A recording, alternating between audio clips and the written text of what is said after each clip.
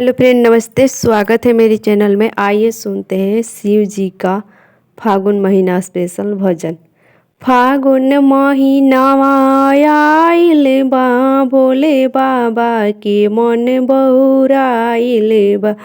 फागुन महीनावा आइल बा, भोले बाबा के मन बौराइल बा। फागुन में शिव जी के कुछो ना सूझे, फागुन में शिव जी के कुछो ना सूझे। पी के भंगिया खूब नाचेले, भंगिया मोटरिया में आइले बा।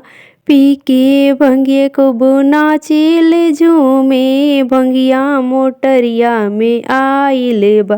बोले बाबा के मन बौराइल बा, फागुन महीनावा आइल बा। फागुन महीनावा आइल बा, भोले बाबा के मन बौराइल बा। भांग पिसत गौरा के हाथवा दुखाला, भांग पिसत गौरा के हाथवा दुखाला। चिलम बोझत गौरा के हाथ जरी जाला, चिलम बोझत गौरा के हाथ जरी जाला।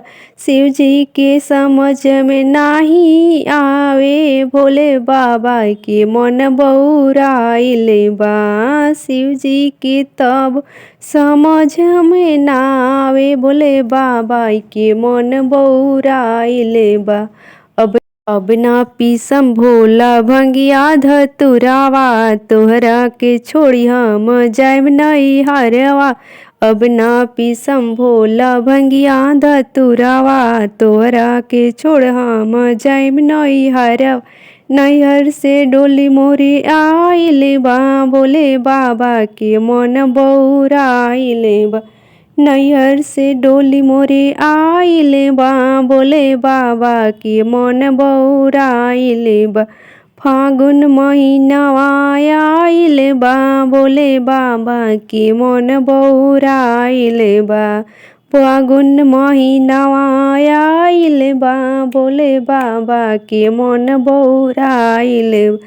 शिव जी पकड़ ले गौरा के आचरवा, शिव जी पकड़ ले गौरा के आचरवा। गौरा जुदाई में नैन भरे आइल बा, भोले बाबा के मन बौराइल बा। गौरा के जुदाई में नैन भरे आइल बा, भोले बाबा के मन बौराइल बा। फागुन महीनावा आइल बा, भोले बाबा के मन बौराइल बा।